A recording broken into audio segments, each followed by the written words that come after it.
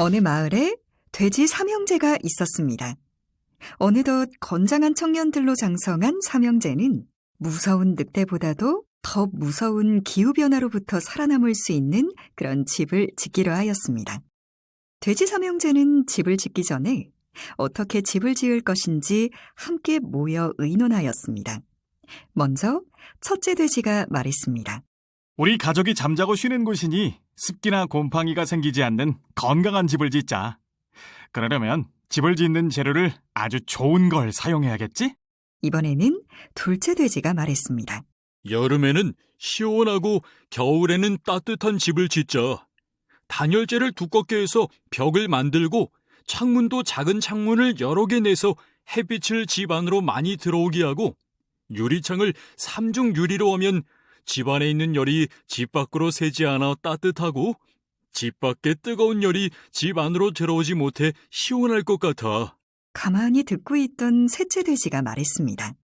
하지만 난방이나 냉방, 따뜻한 물을 데우고 집안을 밝히기 위해 화석 에너지를 사용한다면 지구 환경에는 도움이 안 되는 일인 것 같아. 햇빛과 같이 깨끗한 에너지를 모아서 사용하는 그런 집을 짓자. 에너지가 집 밖으로 새어나가지 않고 집안에서 필요한 에너지를 스스로 만들어서 사용하는 집이라. 우리 둘째와 막내, 이 형보다 낫구나. 나는 우리 가족들만을 위한 집을 지으려고만 했는데 막내는 지구 환경까지 생각하고 있으니까 말이야. 돼지 삼형제는 힘을 합해 열심히 집을 짓기 시작했어요. 집안에 들어오는 햇빛에서 난방 에너지를 얻기 위해 집의 방향을 남쪽으로 하고 집안에 있는 따뜻한 열이 새어나가지 않도록 두꺼운 단열재로 벽을 만들고 자그마한 창문을 여러 개 냈죠. 창문은 열이 빠져나가지 않도록 삼중 유리창을 사용했어요. 지붕에는 태양전지와 지별판을, 지하에는 땅속의 냉기와 온기를 이용할 수 있는 환기 시스템을 설치하고 가로등에는 위쪽에는 소형 풍력 발전기를, 아래쪽에는 태양전지를 설치하였습니다. 와, 드디어 우리 집이 완성됐다. 오늘부터는 냉방비와 난방비 걱정은 하지 않아도 되겠어. 어디 그뿐이겠어. 에어컨이나 선풍기를 안 사도 되고 따뜻한 물도 마음껏 쓸 수 있잖아. 물론 아껴 써야겠지만. 돼지 삼형제는 행복한 미소를 지으며 집 안으로 들어갔어요.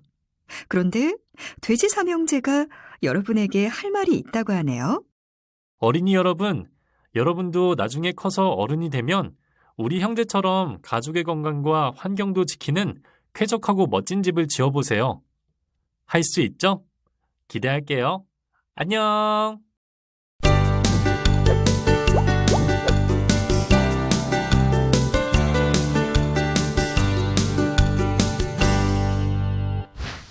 여름에는 시원하고 겨울에는 따뜻한 집, 에너지 손실과 낭비를 줄여 에너지를 효율적으로 사용하는 집, 석유나 가스와 같은 화석 에너지를 사용하지 않아 지구가 건강해지도록 돕는 집, 그러면서도 우리 가족의 건강도 지켜주는 집.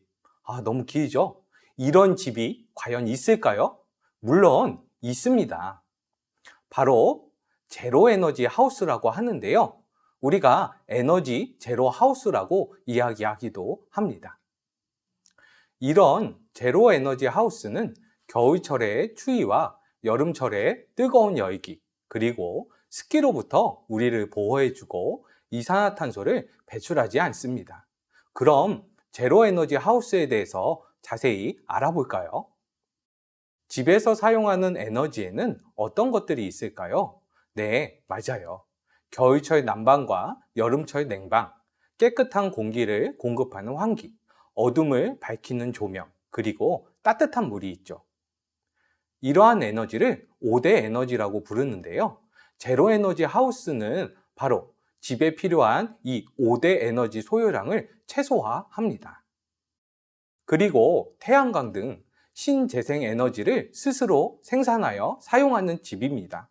이렇게 자연 에너지를 이용하다 보니 제로 에너지 하우스는 미세먼지와 이산화탄소 배출도 없고 에너지 손실과 소비를 줄이고 필요한 에너지를 생산해서 사용하기 때문에 일반 아파트에 비해 무려 65%, 일반 주택에 비해서는 90% 정도의 에너지 절감 효과가 있다고 합니다. 따라서 제로 에너지 하우스란 이름 그대로 사용하는 에너지량이 바로 제로, 0인 집을 뜻합니다.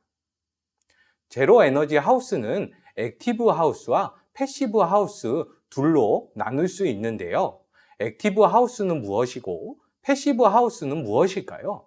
또 일반 하우스와는 어떤 차이점이 있을까요? 먼저 액티브 하우스에 대해서 알아보겠습니다. 액티브 하우스는 태양 에너지와 같은 자연 에너지를 적극적으로 활용하는 집을 말합니다. 주로 태양열을 적극 활용하기 때문에 액티브 솔라 하우스라고 불리기도 하는데요. 지붕에는 전기 에너지를 생산하는 태양광 발전 시스템을 설치하고 남향쪽 벽면에는 태양열 시스템을 설치해서 온수와 난방에 필요한 열을 생산합니다.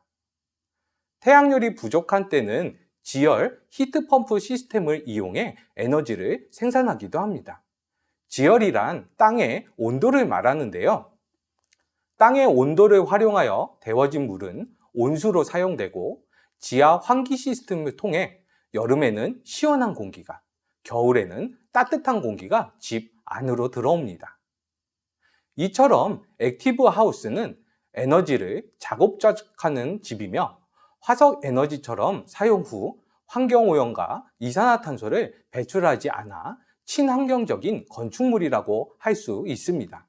최근에는 태양열뿐만 아니라 풍력, 바이오매스 등 신재생 에너지를 활용하여 에너지를 생산하는 액티브 하우스들이 생겨나고 있습니다. 다음으로 패시브 하우스는 수동적인 집이라는 영어 뜻을 해석하는데요.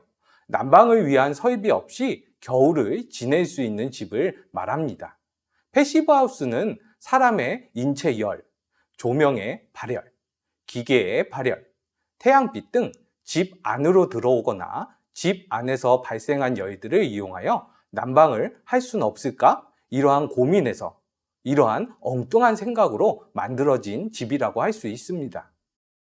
패시브 하우스는 태양빛을 많이 받기 위해 주로 남향으로 짓게 되고요.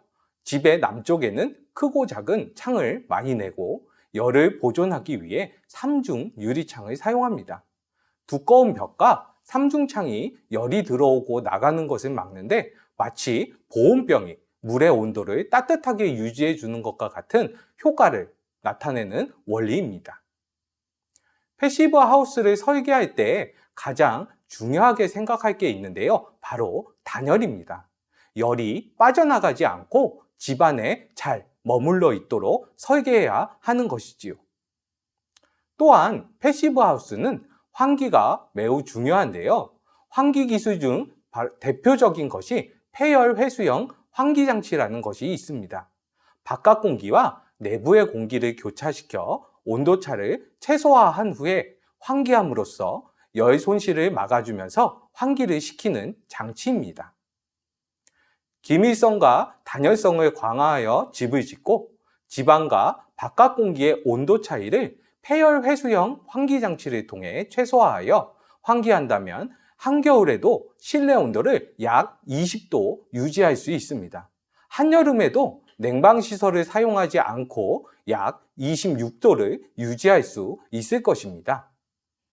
이제 활동지를 안내 드리겠습니다. 문항 1을 선생님과 함께 큰 소리로 읽어보도록 하겠습니다. 다음은 태양열, 지열, 풍력 등 자연에너지를 기계적인 시스템을 통하여 능동적으로 에너지를 생산하는 집입니다.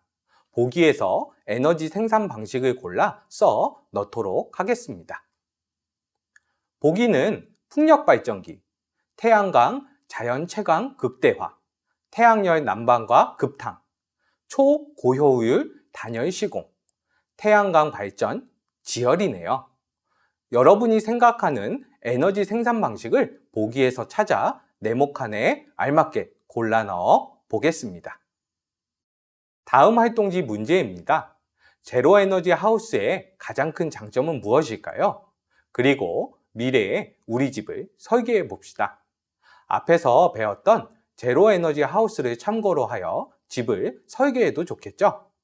별도의 종이에 설계도를 그려도 좋을 것 같습니다. 말주머니를 달아 적용한 에너지의 종류, 적용 장소, 적용 원리 등을 구체적으로 적어보세요.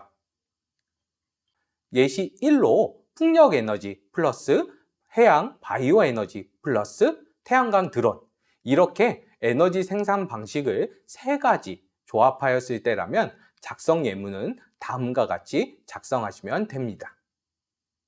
내가 사는 마을은 원래는 섬이었다. 육지와 연결된 방조제에는 바람이 많이 부니 풍력 에너지를 생산할 수 있는 풍력 발전기를 설치한다. 또한 바닷물에 풍부하게 들어있는 해조류나 미세조류 등과 같은 조류에서 해양 바이오 에너지를 생산하고 드넓게 펼쳐진 갯벌과 해안가에는 태양광 드론을 띄워 전기를 생산한다면 육지로부터 송전선을 통해 전기를 공급받을 필요 없이 에너지 자립을 이루어낼 수 있을 것이다. 어떠신가요? 다음으로 2번째 예시로 음식물 쓰레기, 가축 분뇨, 태양광 에너지를 이렇게 3가지 선택했다면 내가 사는 마을은 도시에서 멀리 떨어진 에너지 고립 지역으로 도시가스도 공급되지 않는다. 마을 사람들 대부분은 소나 돼지와 같은 가축을 기르고 있는데 음식물 쓰레기, 가축 분뇨 등을 활용해 바이오 가스를 생산하고 은폐수 처리장이나 분뇨 처리장을 덮는 덮개에 태양광 에너지 발전 시설을 설치하여 전기를 생산, 판매함으로써 도시가스, 전기 등을 자급자족할 수 있는 에너지 자립 마을이 되면 물론 환경과 에너지 문제를 동시에 해결할 수 있을 것이다. 이 정도가 되겠죠?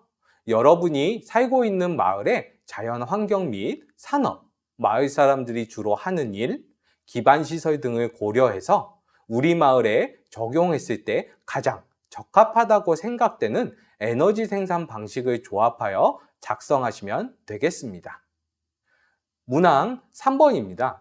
만약 우리 마을이 문항 2번에서 구상한 대로 에너지 자립 마을로 바뀌었다면 우리 마을은 어떤 모습일까요?